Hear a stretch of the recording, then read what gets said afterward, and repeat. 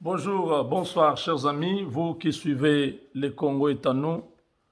Aujourd'hui c'est le 1er février, jour où les sphinx de Limete,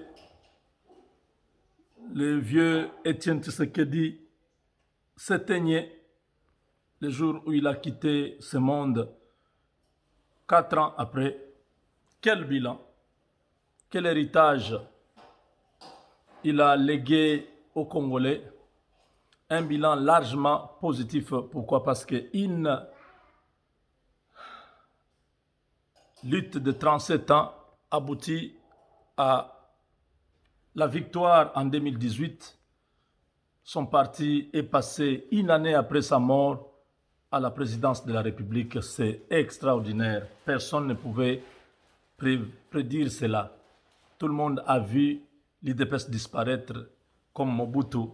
À l'époque, quand Mobutu est mort, le parti a disparu. Quand Gizenga est mort, on a vu le parti commencer à se disloquer. Lumumba est mort, il y a eu des mutineries, des sécessions, des rébellions à gauche, à droite qui se sont éteintes après quelques temps. Nous avons une expérience de notre époque qui a témoigné le contraire, c'est que après les leaders,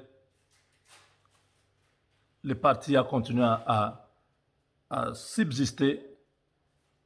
Pourquoi? Parce que les leaders avaient déjà créé d'autres leaders. Il avait investi sa vie dans d'autres personnes. Et aujourd'hui, Félix Tshisekedi fait la fierté de son père, de sa lutte et surtout de l'UDPS. Nous ne sommes pas distraits, nous avons vu toutes ces choses. Nous avons tous regretté le départ du vieux Étienne Tshisekedi, mais c'était nécessaire qu'il parte pour que Félix Tshisekedi puisse accéder au pouvoir. Le contraire n'était pas possible. Nous avons vu un grand mausolée du côté d'Ensele, érigé à son honneur. Beaucoup de responsables politiques, des autorités politiques qui viennent en RDC passent par là. Je crois que c'est comme Mandela en Afrique du Sud, c'est comme tous les autres grands leaders que nous avons connus dans la vie moderne, qui se reposent, qui ont laissé un héritage derrière eux, un héritage impressionnant. Aujourd'hui, l'UDPS a déboulonné un système qui était là pendant plus de 18 ans, un système basé sur les intimidations, les tueries, les massacres et tout ce que vous voulez. Aujourd'hui, ce système a disparu comme ça, sans qu'il y ait effusion de sang. C'est à féliciter. L'UDPS est parti pour plusieurs années à la tête de la RDC. Ce n'est pas comme vous pensez là, 5 ans, après il y aura élection, et Joe Biden est là, on va soutenir un autre candidat par les Américains. Vous rêvez. Ce n'est pas possible. Maintenant que l'UDPS est au pouvoir, la manière dont ils ont pris les choses, personne ne croyait qu'ils pouvaient arriver là.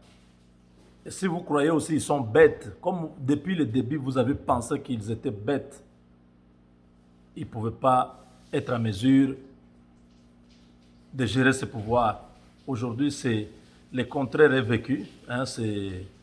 Les gens ont du mal à accepter. La honte est en train de déranger beaucoup de personnes. Il y en a qui vous disent, attendez, d'ici quelques mois, vous allez voir ce que Kabila va faire. Bon, pour certaines personnes, ils croient toujours que c'est Kabila qui est toujours capable de faire quelque chose. Tshisekedi est là en train d'attendre que Kabila vienne faire la chose là. Ce n'est pas par la joie que Kabila se retrouve dans la brousse où il est à Kachamata là-bas. Oh non, il a tous les moyens. Non. C'est vous qui croyez qu'il a tous les moyens. Soyez parmi ses proches pour savoir ce que Kabila est en train de vivre maintenant. Ce n'est plus la pression. Mais Kabila vit l'avant-goût de sa prison. Kabila est pratiquement dans une prison à ciel ouvert.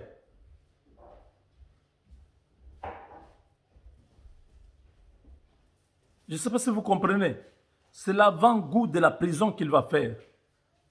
Il a évité de rester à Kinshasa. Pourquoi? Parce que c'était trop exposé. Il n'avait pas beaucoup d'options de s'échapper. C'était les Bas-Congo derrière, c'était les Bandundu. Et c'était difficile d'atteindre le Congo-Brazzaville. Là où il est parti, il s'est dit, bon, c'est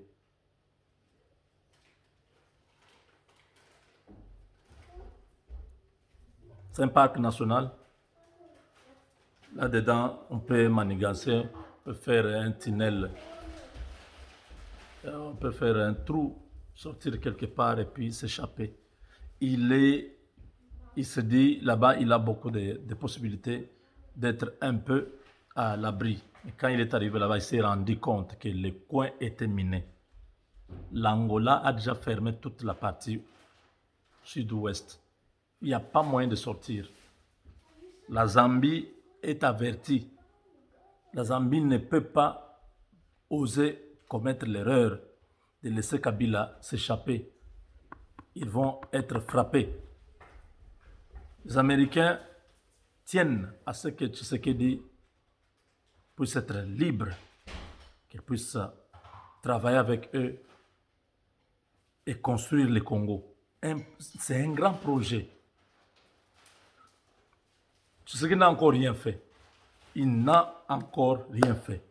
Quand vous dites des projets, les partenariats stratégiques, c'est un grand projet. C'est le Congo en entier qui sera un chantier. Où vous partez au Bandundu, vous êtes au Kasaï, vous partez à Massissi, vous êtes à Dilolo, vous êtes à Bikoro, vous êtes vers Bafouassende, vous voyez la même chose.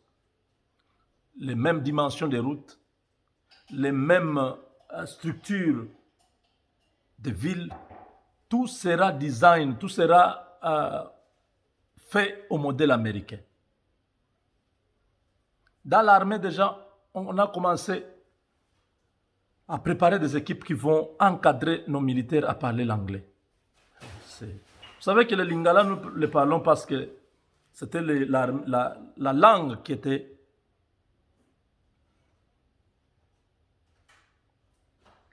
utilisée dans l'armée. Dès qu'on commence avec l'anglais dans l'armée, c'est déjà une porte ouverte.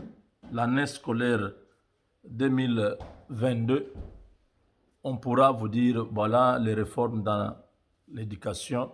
On introduit, au lieu de l'anglais au niveau seulement des humanités, on commence l'anglais au primaire.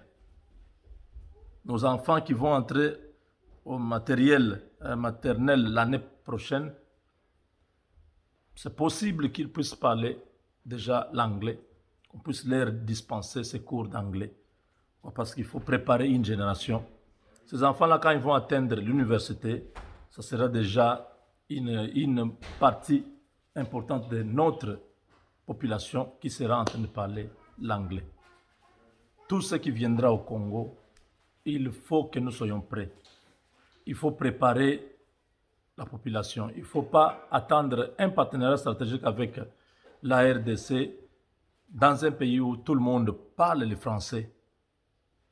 Ça sera difficile que ce partenariat-là puisse se mettre en branle facilement. Nous voulons que la population congolaise se prépare à parler l'anglais. Nous allons travailler avec les Américains. Ce n'est pas que les Américains viendront apprendre le français. Non. Ils vont nous apprendre l'anglais. Le français ne nous a pas aidés. Nous n'avons pas besoin de cette langue-là. L'anglais, aujourd'hui, une grande partie de la planète parle l'anglais. Donc, une langue doit vous servir à quelque chose. Si le français ne nous sert à rien, juste à faire les discours, jusqu'à se vanter de parler correctement le français, ce n'est pas utile. Nous avons besoin d'une langue qui peut nous aider à être utile, à faire le business, à produire chez nous, à aller vendre quelque part, à produire chez nous, à amener le marché congolais ailleurs. Comment est-ce que vous allez discuter? Comment vous allez lancer l'offre? Comment vous allez négocier des contrats? Il y a une nécessité aujourd'hui que l'anglais commence déjà au niveau maternel, au primaire, le secondaire, qu'on puisse renforcer, que ce ne soit pas un cours comme... non, qu'on ajoute le nombre d'heures. Si on étudie l'anglais 1 heure seulement par jour, qu'on mette même 2 heures, peut-être la 2e heure et la 6e heure, on enseigne l'anglais. C'est important. 10 ans après, nous aurons une grande partie de notre population intellectuelle qui pourra être en mesure de parler et d'écouter l'anglais. C'est important. Si nous ne le faisons pas maintenant, ça va nous prendre beaucoup de temps. Le Congo est un grand chantier sur le plan social, économique, agricole, infrastructurel, technologique. Dans beaucoup de domaines, le Congo a besoin de la présence américaine. Ils seront nombreux, ils viendront au Congo travailler avec nous. Toutes ces entreprises qui vont s'installer au Congo. La main-d'œuvre. Il ne faut pas qu'on commence à aller nous prendre la main-d'œuvre au Nigeria, en Afrique du Sud, au Kenya, en Tanzanie pour venir travailler chez nous. Non. Nous devons nous préparer. Depuis 2 ans que le président Tshisekedi est en partenariat avec les Américains. Quels sont les efforts que notre gouvernement fait pour que notre population soit prête à pouvoir être vraiment partenaire des États-Unis? L'enseignement avec Bakonga et tous ces gens, corruption sur corruption, pillage, détournement, vol, c'est pas possible. Aucune stratégie pour se mettre dans une position de pouvoir recevoir quelque chose. Les Américains sont capables de financer gratuitement l'enseignement de la langue anglaise dans les pays. Ils peuvent ouvrir des centres d'apprentissage de la langue anglaise gratuitement à travers le Congo. Parce qu'ils savent que si ils arrivent à le faire, la population congolaise, c'est la première richesse. Allez au Vietnam, allez au Taïwan, tous ces petits pays, toutes ces îles-là, parce qu'ils savent qu'ils sont avec les Américains, ils parlent l'anglais. Allez en Corée du Sud. Vous allez trouver que la jeunesse, une grande partie, même si les vieux là, ils parlent leur langue, oui, mais la jeunesse là, jusqu'à 30, 40 ans, ils sont dans l'anglais. La technologie, tout ce que vous voyez là, ça se fait dans tous ces pays-là en anglais. Ils ont leur langue locale. Nous voulons que nous puissions aussi être déjà là. Vous voyez AGOA, les commerçants congolais, les entrepreneurs congolais, Nous risquons de perdre AGOA toute l'année ici. Comme ça, personne ne va faire entrer des produits congolais aux États-Unis. Pourquoi? Parce qu'ils ne sont pas prêts. La plupart ne savent même pas par où commencer.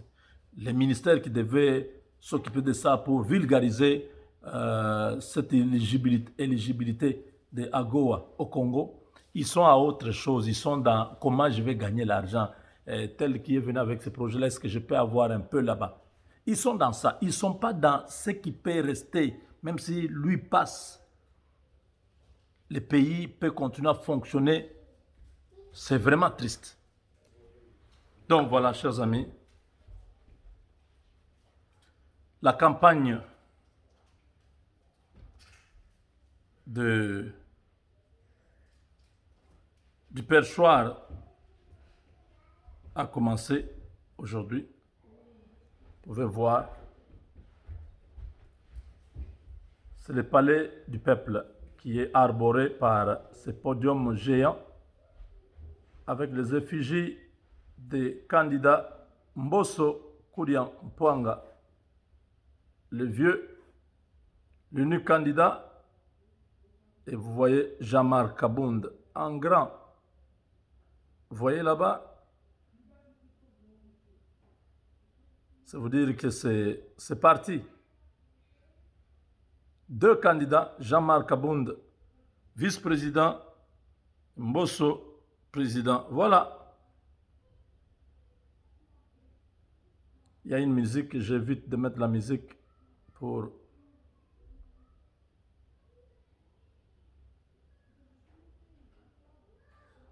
Le vieux Mbosso, vous avez vu, n'est-ce pas? C'est la campagne aujourd'hui et demain. Et le mercredi, nous aurons les nouveaux bureaux de l'Assemblée nationale. Voilà. C'est fait. Qui doutait du déboulonnement? Avec Dieu, nous vaincrons.